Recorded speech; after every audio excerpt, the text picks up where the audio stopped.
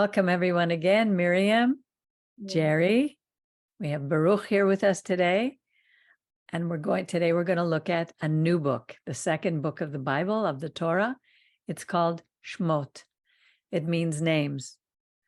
And we're going to see quite a few names in this portion. It goes from Shemot 1:1 to 6:1. Exodus actually comes from Yetziah, the Exodus, the leaving Egypt. But the actual name of the book and this parasha is called Shemot. And Shemot has to do with our identities, our reputations. And that is so extremely important. And I particularly love this portion, and I'm really happy that I'm going to be speaking on it this Shabbat, because to me, it is the pattern that God sets for our people throughout the ages. It is a microcosm, not only for us, for the people of Israel, but for the whole world. So now let me share the screen. And the reason that I read the Torah each time in this program called Torah 101, or as I thought maybe we'd call it Torah for Dummies or Torah for Beginners, is that so many of us know what other people say about the Torah, but we don't know, we haven't read what the Torah actually says. And I think it's vital to listen to it, even if we read it in English. It's impossible to translate it properly from the Hebrew, because Hebrew is such a marvelously deep language with many layers of interpretation. But for me, it's to glean what we need for our daily lives.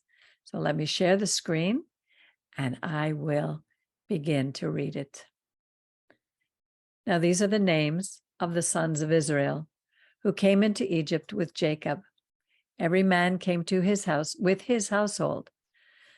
These are the 12 tribes: Reuben, Simeon, Levi, Judah, Issachar, Zebulun, Benjamin, Dan, and Naphtali, Gad, and Asher. Here there's only 11 because it says, and all the souls that came out of the loins of Jacob were 70, and Joseph was in Egypt already.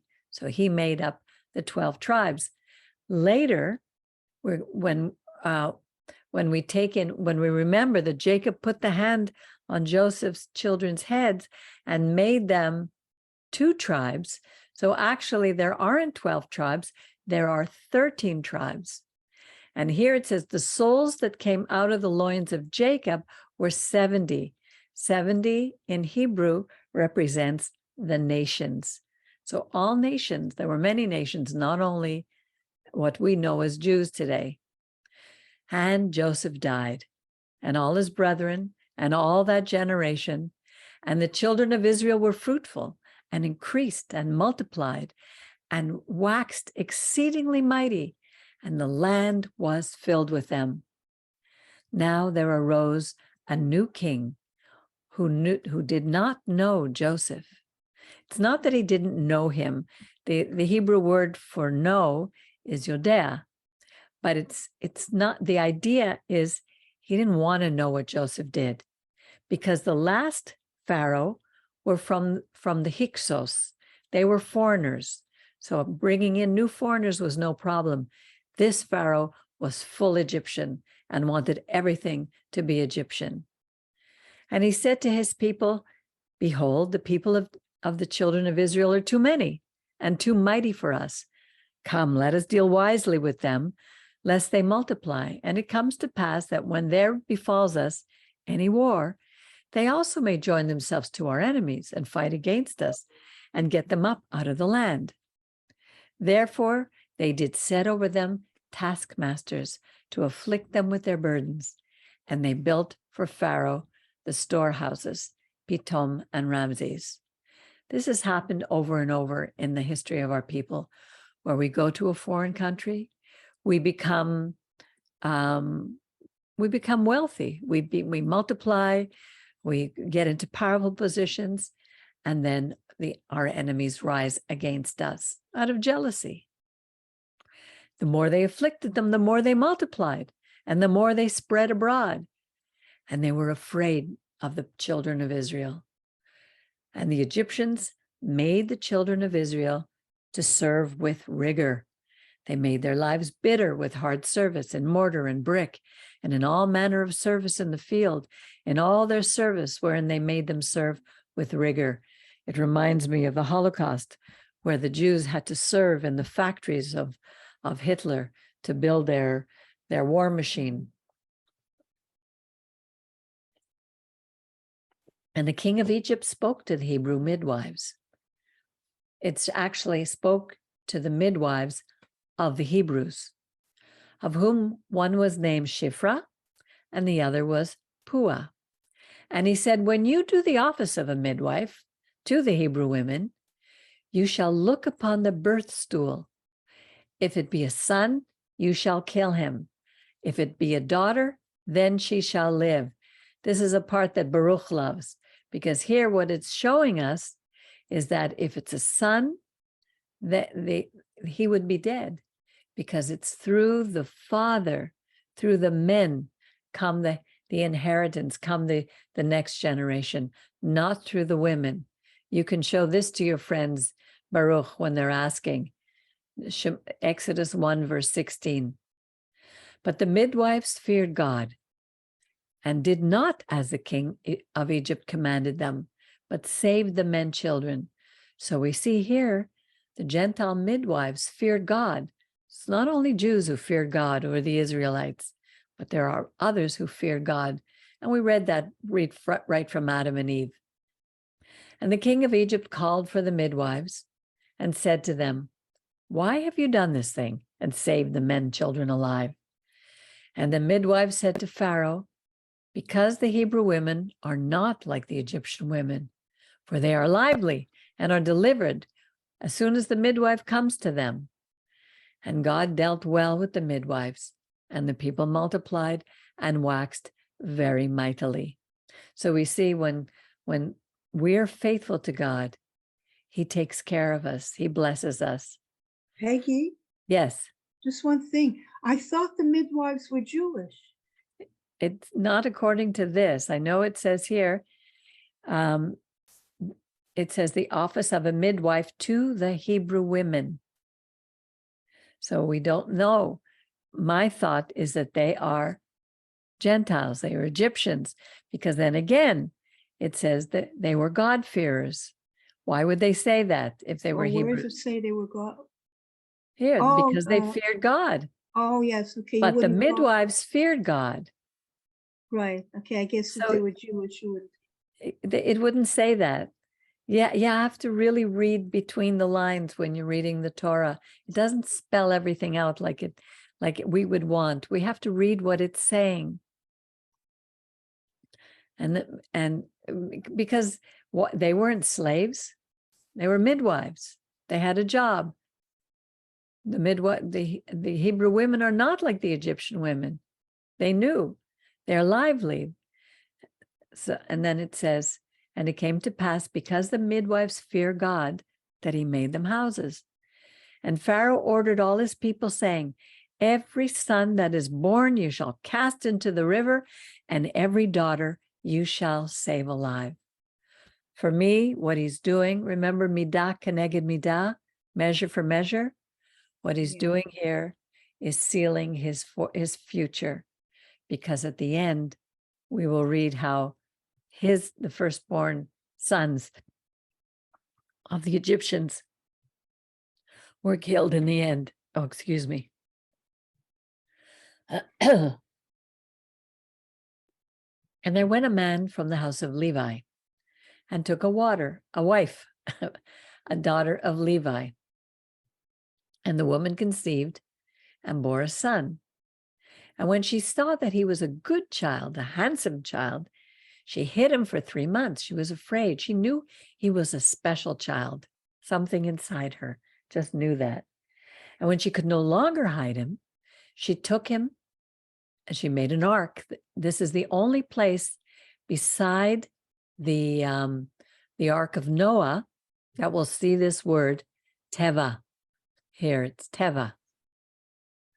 She built an ark of bulrushes and put slime and pitch, just like they did on the ark, put the child inside and laid it in on the river bank. And his sister Miriam, stood to know what was done. So she watched as this little basket went down the river. And the daughter of Pharaoh came down to bathe in the river. And her maidens walked by the riverside, and she saw this little ark, this basket among the reeds, and sent her handmaid to fetch it. And she opened it and saw it, and she saw the child, and the child wept. And she had compassion upon him and said, "This is one of the Hebrew children." So obviously she didn't have that same hatred in her heart that her father had. Then his sister said to Pharaoh's daughter, she was a sharp little girl, "Miriam, your namesake, sharp little girl.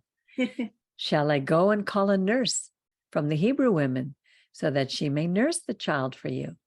And the Pharaoh's daughter says, "Yes, go." And the maiden went and called the child's mother. And the Pharaoh's daughter said to her, "Take the child away, nurse it for me, and I will give you wages." Imagine, she was able to take the child, her own son back, and she would be paid for it. Marvelous. I love the way God works. And the woman took the child and nursed it. Now, in those days, the weaning process could take up to 5 years.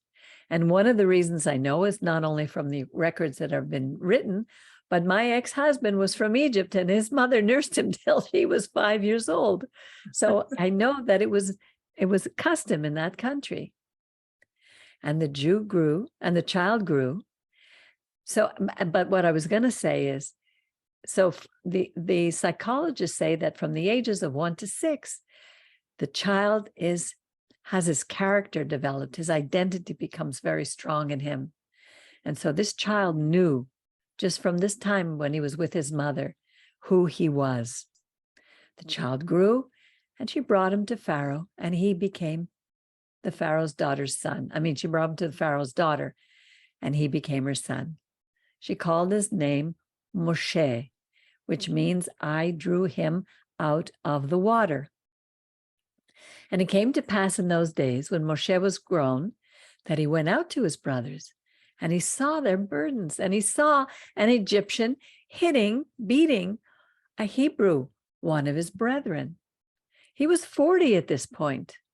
He had lived there all his life. So how did he know that this was one of his brethren? Because of those first 5 years that he was with his mother. And he looked this way and that, left to right. And when he saw there was no one there, he killed the Egyptian and hid him in the sand. And he went out the next day.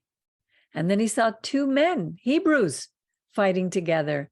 And he said to them, "That what you're doing is wrong. Why are you fighting with your fellow man?" And he said, "Who made you a ruler and a judge over us?" Little did he know that this is a prophecy, because one day Moses would be a ruler and a judge over them. And who made him that way?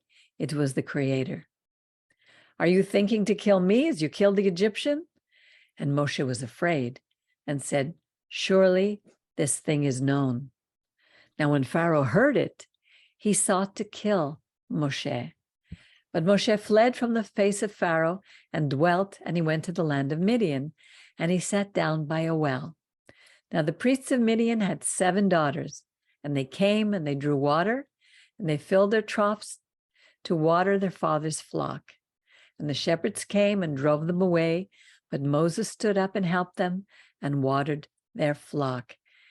There's 2 other, it's interesting how God works, because you always see him working in a pattern. You see when Abraham sent his servant to get a wife for Isaac, he found her at the well. Rebecca came to the well. When Jacob fled his home and went to Haran, he came to the well. That's where he found Rachel.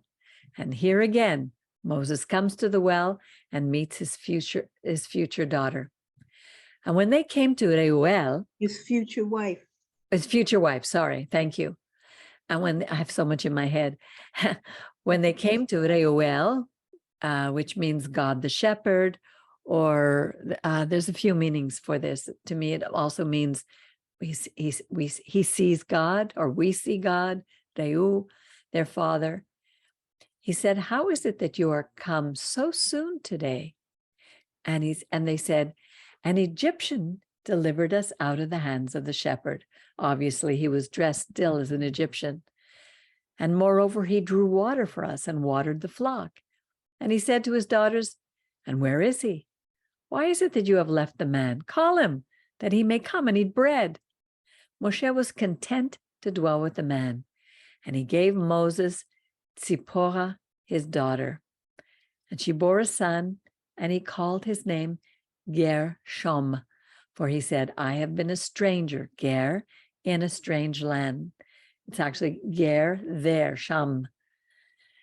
And it came to pass in the course of those many days that the king of Egypt died. And the children of Israel sighed by reason of the bondage, and they cried, and their cry came up unto the God by reason of the bondage. So they probably thought now things would get better because the king of Egypt had died. And God heard their groaning, and God remembered his covenant with Abraham, with Isaac and Jacob. And God saw the children of Israel, and God had mercy on them. He knew them. He remembered them. Did he ever forget us? No, but only God knows the timing of things. We have to go through certain trials and pain until we're ready to listen, to hear our God. Now Moses was keeping the flock of Jethro, Yitro, his father-in-law, the priest of Midian.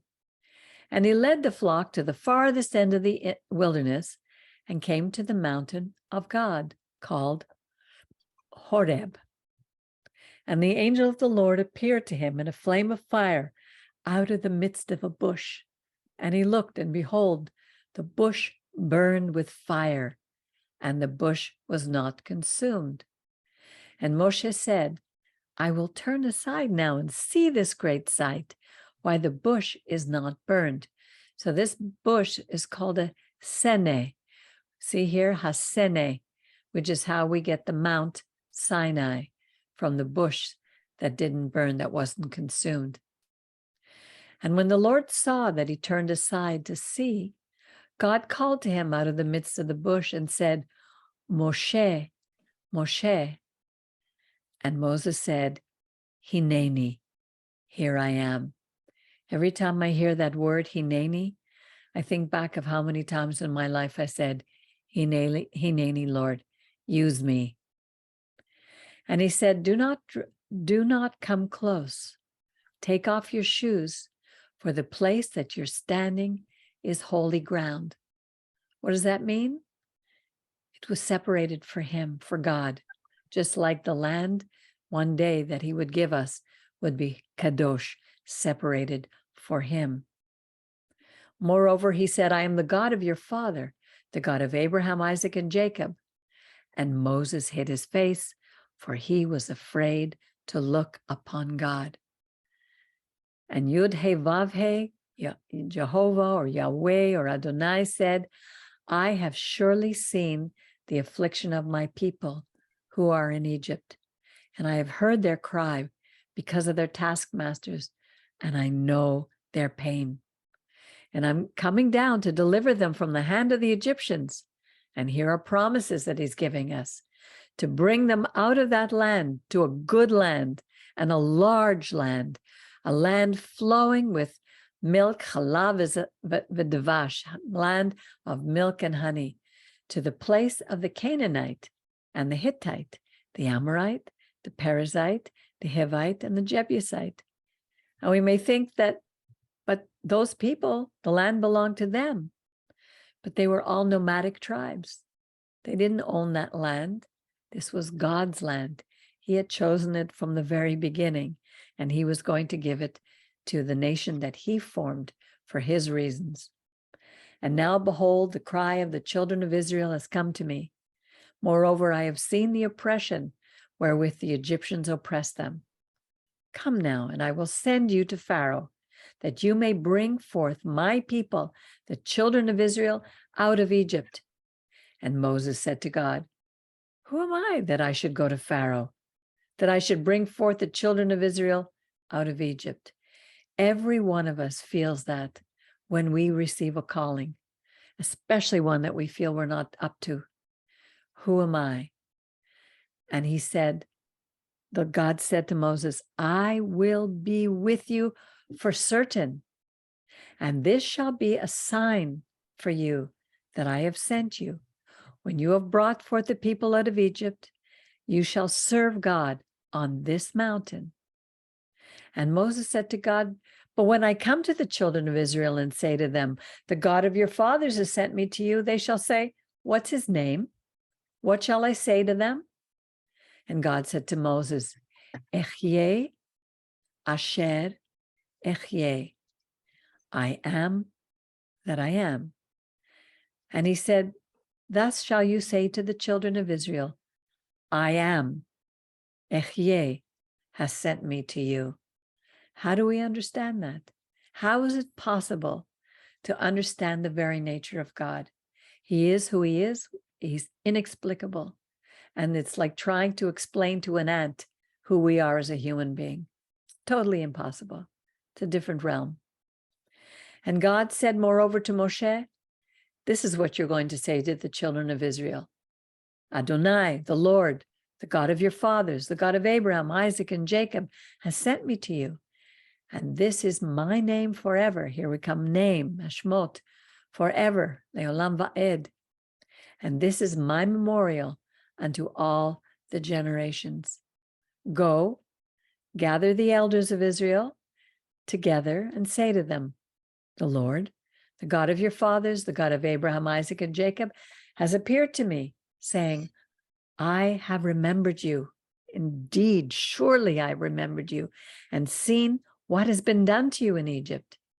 And I have said, I will bring you out of the affliction of the Egyptians to the land of the Canaanites, the Hittites, the Amorites, the Perizzites, the Hivites, Jebusites, to a land flowing with milk and honey. Now, this is important to remember, a land flowing with milk and honey, because later, when our people were being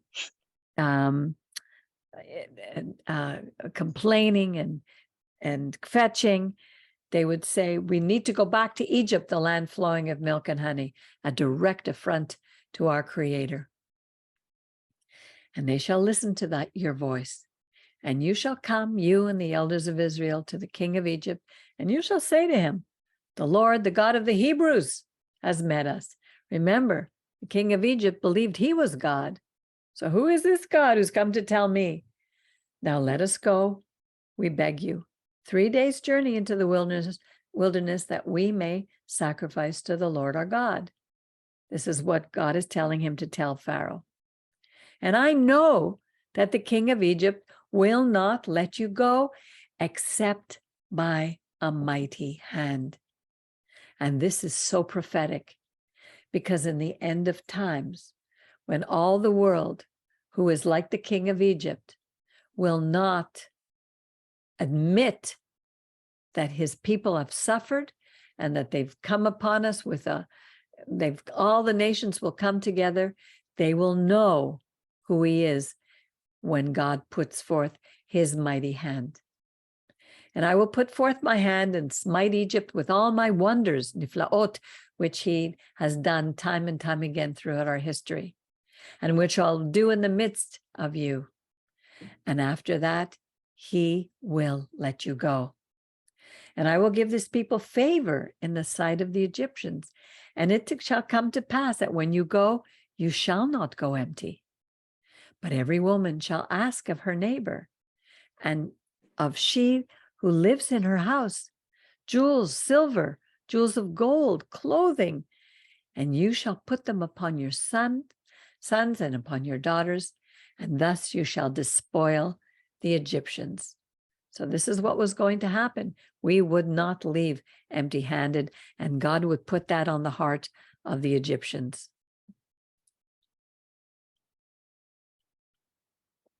And Moses answered and said, but they will not believe me or listen to my voice. He remembered when the two of them were fighting, and he said to them, why are you fighting? And they said, who are you? And they will do exactly the same thing. The Lord didn't appear to you. And the Lord said to him, what's in your hand? And he said, a rod. And he said, cast it on the ground. And he cast it on the ground, and it became a serpent. And Moses ran away. And the Lord said to Moses, take the serpent and grab it by the tail. And Moses did that. He took it, and it became back a rod in his hand, so that they may believe that the Lord, the God of Abraham, Isaac, and Jacob, the God of their fathers, has appeared to you. And the Lord said to him, now put your hand in your bosom, in your shirt. And he put his hand in his bosom, and when he took it out, his hand was leprous, tsa'arat, that illness that hit Miriam, as white as snow. And he put his hand back into his bosom, and he took it, and it was turned again like the other flesh. God was showing him an early pattern again, that when we distrust God, when we do things against him, we could have a spiritual illness. And it shall come to pass, if they won't believe you or hear your voice from the first sign, then they will believe the voice of the last sign. And it shall come to pass that if they will not even believe those two signs, nor listen to your voice, that you shall take the water of the river, pour it upon the dry land, and the water which you take out of the river shall become blood on the dry land. And Moses said to the Lord, O Lord, I'm not a man of words. You know that I can't speak. You've spoken to your servant. I'm slow of speech and a slow tongue. It's like I can't get the words out of my mouth. And the Lord said to him, who has made man's mouth? And who makes a man dumb, where he can't speak, or deaf, or he can't see, he's blind? Is it not I, the Lord? So go, and I will be with your mouth, and I will teach you what you have to say. And Moses said, oh Lord, I beg you by the hand of him, whom will you send?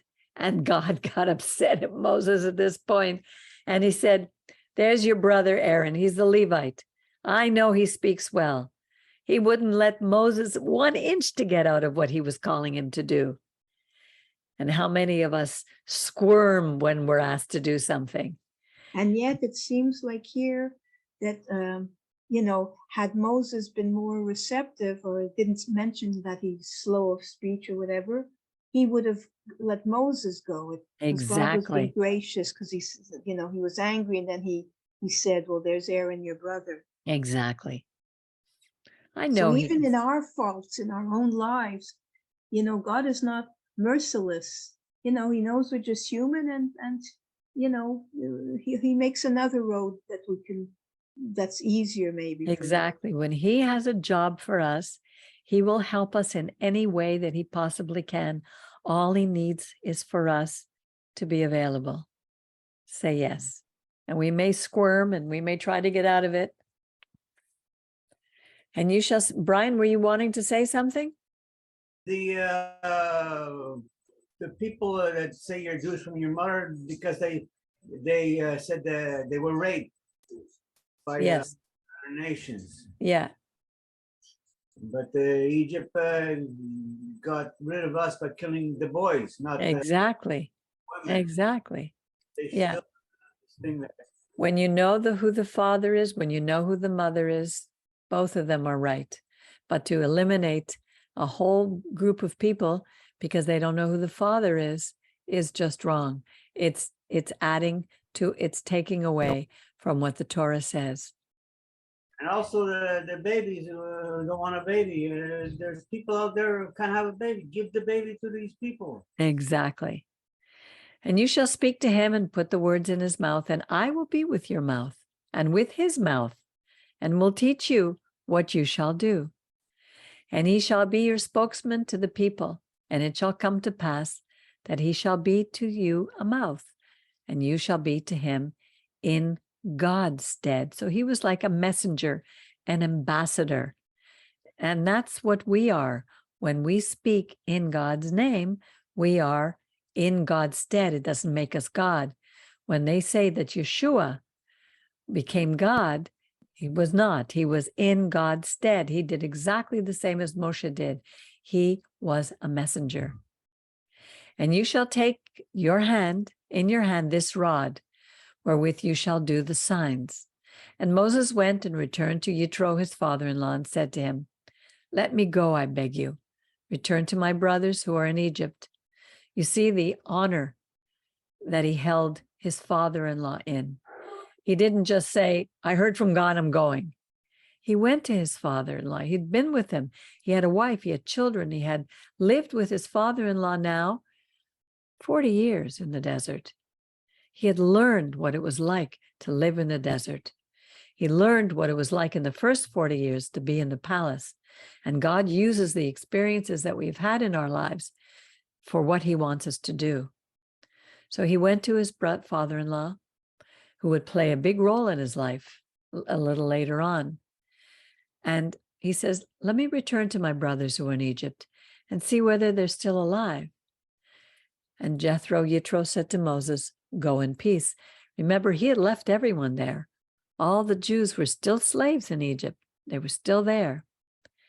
And the Lord said to Moses and Midian, go, return to Egypt, for all the men are dead who sought your life.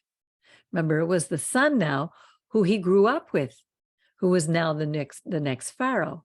So he wasn't going to be as wanting to kill him the way his father did. And Moses took his wife and his sons, and they sat upon a donkey, and they returned to the land of Egypt. And Moses took the staff of God in his hand. And the Lord said to Moses, when you go back into Egypt, see that you do before Pharaoh all the wonders which I have put in your hand, but I will harden his heart, and he will not let the people go.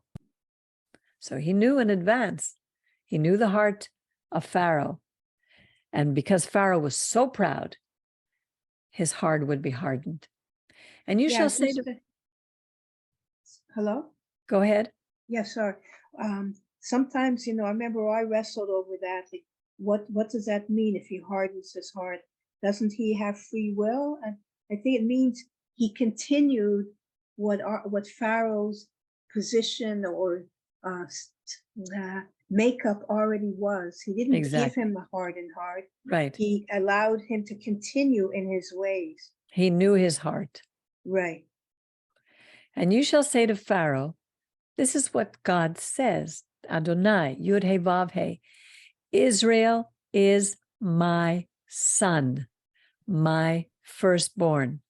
So later on in the prophecies, wherever we see my son, it means Israel. And I have said to you, let my son go, that he may serve me. And you have refused to let him go. Behold, I will slay your son, your firstborn. He's telling him. And it's obvious it went over his head because he didn't listen at all. And it came to pass on the way at the lodging place that the Lord met him. This is an interesting passage, and sought to kill him. Then Zipporah took a flint and cut off the foreskin of her son and cast it at his feet. And she said, surely a bridegroom of blood you are to me. It must have been very difficult for Zipporah to do this. But she knew, somehow, she knew that God was angry because he had already told Abraham about circumcising the children of Israel. Moses wasn't circumcised. I mean, Moses probably was circumcised, but his sons were not. I forget that Zipporah is not Jewish, is she? No, she's a Midianite. Yeah, that's right. She's a Midianite. And here she's teaching him something. Exactly. It's a little bit like the wife, like Tamar, who Judah says, you are more righteous than I. We'll meet many righteous Gentiles. Yes, Miriam? No, but so Zipporah means she learned all this. Yes. She learned about the God of Abraham, Isaac, and Jacob. Yeah. And she was upset at him that he didn't do it. And that she had to do it. So God let him alone. God didn't kill him. You see, it's not that God doesn't work from emotion, how he feels. He gives a rule and he wants us to live by it. Now, this, I don't know if he actually would have killed him, but to be part of Israel, you needed to be circumcised. A bridegroom of blood in regard of the circumcision. And the Lord said to Aaron, go to the wilderness to meet Moses. And he went and met him in the mountain of God, which was probably Har Sinai or Horeb, and kissed him. And Moses told Aaron all the words that the Lord wherewith he had sent him, and all the signs that he had given him. And Moses and Aaron went and gathered together all the elders of the children of Israel. Can you imagine this meeting? He hadn't seen Aaron in ages. And here suddenly God is speaking to Aaron and taking him. It's obvious from this, because the Lord said to Aaron, go into the wilderness to meet Moses. How did Aaron leave Egypt? That's true. Yeah, the slaves might have been able to leave, even 1 or 2 or 3 or 4 at a time to leave, but nobody left. It's almost like we become so blind in our slavery that that we don't leave it. We're locked into it. Aaron just walked out. So I never realized that before. Yeah. Every time I read this, we see it with new eyes. It's amazing. So how did actually it's really amazing. I never realized this. Yeah. Unless anyway, who knows? Unless what? I'm just thinking out loud that somehow God put it in Aaron's heart about what the plans were to go and lead the children. But he wasn't stopped at the gate. Yeah, it's true. They let him leave. I never realized this. Yeah, and he went. And Moses and Aaron went and gathered the elders of the children of Israel. How did they just walk in and gather all the elders? They obviously had some free will, some ability to do that. Yeah. They were meeting. And Aaron spoke all the words which the Lord had spoken to Moshe, and did the signs in sight of the people. And the people believed. And when they heard the Lord had remembered the children of Israel and had seen their affliction, they bowed their heads, ishtachavu, and they worshiped. It's like they were so overwhelmed. I would fall to the ground knowing how great this God is. And afterward, Moses and Aaron came and said to Pharaoh, this is what the Lord, the God of Israel, said. Let my people go. Let my people go, that they may hold a feast to me in the wilderness. And Pharaoh said, who is this Lord that I should listen to his voice to let Israel go? I don't know this Lord, this God, and I will not let the children of Israel go. And they said, the God of the Hebrews has met with us. Let us go, we beg you, 3 days' journey into the wilderness and sacrifice to the Lord our God, lest he fall upon us with pestilence and with sword, because they knew God was calling them to do this. And the king of Egypt said to him, wherefore do you, Moses, cause the people to break loose from their work? Why are you doing this, you two? Get on with your work. And Pharaoh said, behold, the people of the land are now many, and will you make them rest from their burdens? And the same day, Pharaoh commanded the taskmasters of the people and their officers, saying, do not give the people straw to make brick. From now on, they had to go and gather straw for themselves. And this story of the bricks which they did, you shall lay upon them, and you shall not diminish. In other words, they had to keep making the same amount of bricks, but before the straw was provided, now it would not be provided. They would have to make. Let the heavier work be laid on the men, that they may labor therein, and let them not regard lying words. So he was saying that these people are lying. And the taskmasters of the people went out and their officers, and they spoke to the people saying, "Thus says Pharaoh, I will not give you straw. Go yourselves and get straw wherever you can find it, and none of your work will be lessened." So the people were scattered abroad throughout the Egypt to gather stubble for straw. The taskmasters were urgent, saying, "Fulfill your work, your daily task, as when there was straw." And the officers of the children of Israel, whom Pharaoh's taskmasters had set over them, were beaten. "Why have you not fulfilled your appointed task in making bricks yesterday and today like before?" Then the officer of the children of Israel came and cried to Pharaoh, saying, "Why are you dealing like this with your servants? There's no straw given to us. And they say to us, 'Make brick,' and behold, the servants are beaten. But the fault is your own people." But he said, "You are lazy. You are lazy. Therefore they say, because you say, 'Let us go and sacrifice to the Lord.' Go therefore and work, and there shall be no straw given to you, and you shall deliver this story of the bricks." And the officer of the children of Israel did see that they were set upon mischief when they said, "You shall not diminish anything from your bricks, your daily task."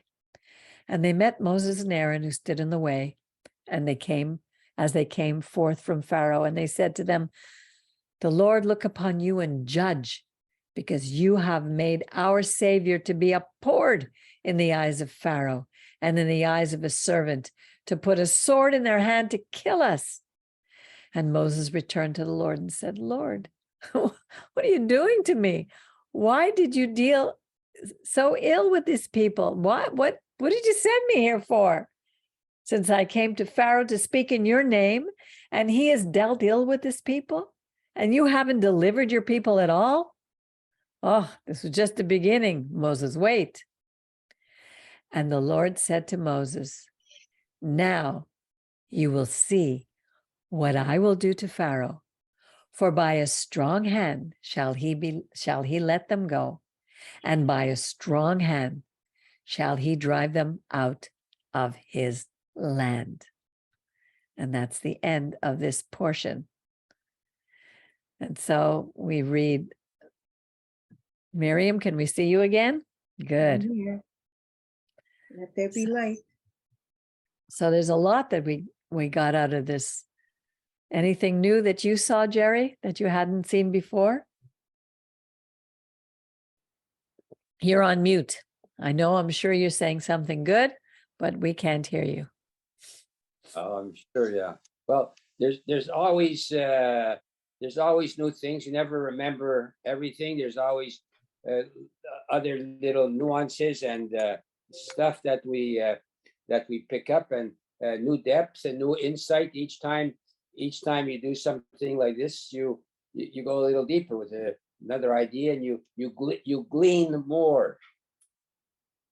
But it's amazing how this picture, this whole story of the Exodus, starting from here, will be repeated throughout our history. Like we go into a land that doesn't belong to us. We're very tempted by the gods of the land, by the beauty of the foreign land and the things that it has for us. And we forget our God. We don't want to hear about our God. But God will do mighty things, not only for his own people, but also for the stranger who's living in that land. Like Brian picked up, the fact that our rabbis say, and they don't do it for any ill reason, they say because you are many women, the Jewish women were raped throughout the centuries, going into foreign lands, raped in Germany, raped in Russia, all over the world.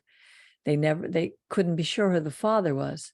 So therefore, all children born have to come from the mother. You have to know that the mother's a Jew. And if she's not, they're no longer Jewish. But that is not what the Torah says. And it begins with this, and it'll be repeated again. Yes, Brian. And the DNA now can tell who the father is. The DNA can tell now, but it couldn't then. This is only now. But you're absolutely right. So really the law, the tradition could be changed, that it's either through the mother or the father. But I know many, but to me also, what the Torah is teaching us is that the spiritual life of the household really needs to come from the father, not from the mother. We saw that with Joseph last week when we read that he had married the daughter of Potiphera, the priest, the Kohen of Midian, of Egypt. Yes, Brian. We had a guy next to me in the front room called George. His mother was Jewish, but when he died, I saw the private, and he was not Jewish. He wasn't circumcised. Yeah. But obviously it wasn't important enough for her. But the idea is that when Joseph had his two sons, Ephraim and Manasseh, he didn't teach them the Egyptian ways, even though he was second to Pharaoh. He taught them the ways that he had learned from his father. He taught them about the God of Abraham, Isaac, and Jacob. And every Shabbat, we talk about Manasseh and Ephraim. We bless our children by them, by our sons. So it's really important to read, what does the Torah say? Not what others tell us it says, even our illustrious rabbis, and they have many opinions on things, but they are only opinions of man. And even though we can say, well, who are we to argue with our rabbis or our pastors or the priests or the imams or any religious leaders, you always have to go to the source. And the source for us, and I believe for all humanity, is the Torah. And we will see in the next weeks when Moses goes and he receives the 10 Commandments, that this is the constitution for our people. We are God's messengers to bring this Torah, this 10 Commandments to all the nations. And then all the nations would be able to live in peace if they obeyed. If we don't obey, that's another story. But we see that this world is moving into darker and darker times. There are those he always has a remnant who stand up for what's true. And I listen to their stories, and they're fighting for what is right. And we have to keep doing that. It's interesting that you're saying this has happened quite regularly throughout history, that when we're made captive in other lands, we adapt the customs of the land. We worship false gods. We adopt the traditions, etc., of the land we're in. But it's also this passage is such a strong metaphor for our own lives. How along the road, the journey of our life, how we're sometimes so tempted by things that we know are wrong, but which are, whether it be money or whatever it is, we become tempted, and we start to live a false life. I see that in my own life. How the different legs of this journey that I've been on. Exactly. I've seen it in my life as well. It's very easy to be tempted. When we read in Egypt, we could see very clearly the beautiful temptations that their people had.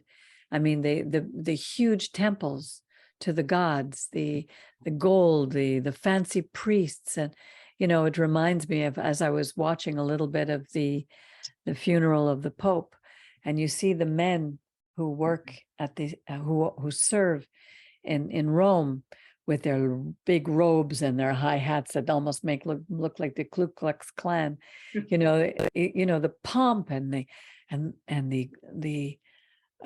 wealth that's in that, in that place. God has never asked for that. Men create a religion, and the people bow down to this religion as if these men are gods. The Pope was considered a god, like the Pharaoh in Egypt. To many people, they would weep and cry, and they would go to worship at the statues. God tells us not to do that, and it's easy to do it. Even Moses was made a god. Remember with the, but also even later on in history, I forget what it was, Arthapanos or what's. Forget it. I forgot it also. Axtapano, something like that. He wrote about Moses Redivivus. And he said it's not that he was made a god, but if God hadn't taken him at that time, the people would have made him into a god. Okay. But didn't they start to? Well, they started to worship the copper serpent that they. That's our tendency. Yeah. We want a God that we can touch and feel. That's why money is such a god. You know, it's not that money is bad, but the love of money, they say, is the root of all evil. But I mean that they would actually make a god out of this copper serpent. snake. Exactly. Serpent. Yeah. Because we lose the focus. They were told, and we'll see this later on, when our people were being disobedient again in the desert, and God sent fiery serpents to bite them, and they became very ill. Many died.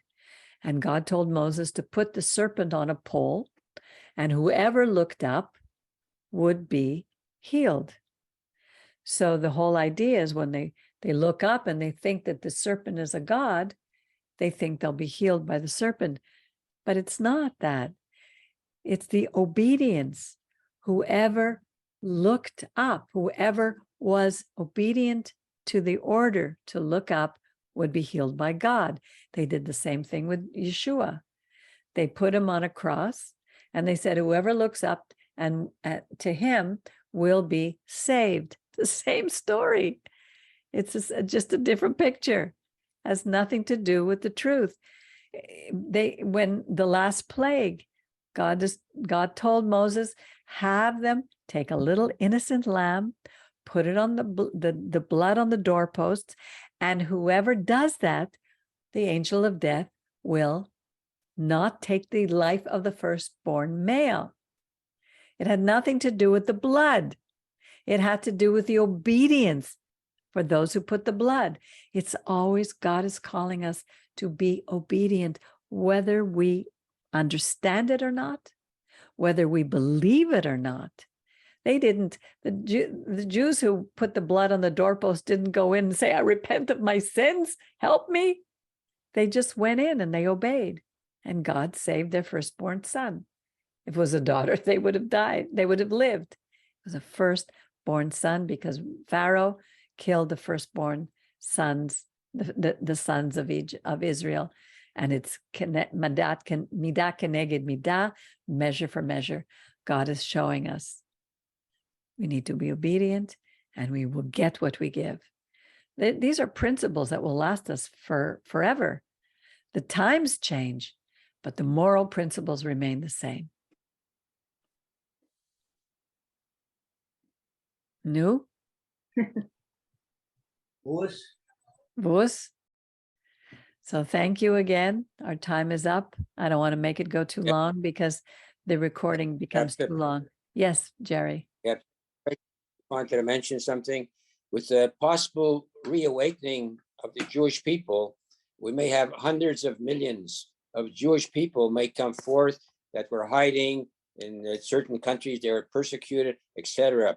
Also, in Africa, there is a Jewish nation, whatever they call themselves, I think Ibu.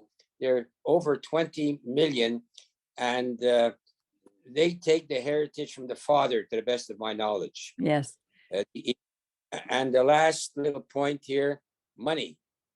We all hear the expression that money is the root of all evil. Money, it's not. You always need a counterpart, but money is also the root of a lot of good. I know certain people. No, Jerry, sorry, let me interrupt. Money is not the root of all evil. The expression is the love of money is the root of all evil. That's very different. Because our forefathers were wealthy. King Solomon was wealthy. King David, they were wealthy.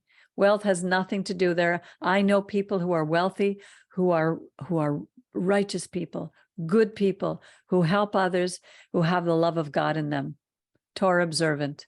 So- My Okay. Yeah, cousin, who has hold on, Baruch. Let Jerry finish. okay. So I'm glad that we clarified that, Peggy. But I just wanted to say that money is a great good, and the good is, I mean, it helps a lot of people. Like just as you, another little point. Certain people who have money, they help people, so that's fantastic. Otherwise, also, because money does a lot of things, fortunately or unfortunately. Also, if you have a workman, if you want to build a house, if you have to go to a healer or something, some of them will not move unless you give them money. So money could buy services as well. So it's a very important. It has a two-way streak, and as you said, it's not the money is the root; it is the love of money. Okay, Exactly. next case. Yes, Baruch. What were you going to say? My cousin, her father, she had a boy that wasn't Jewish, but my uncle, who doesn't like us, told that boy, go somewhere else.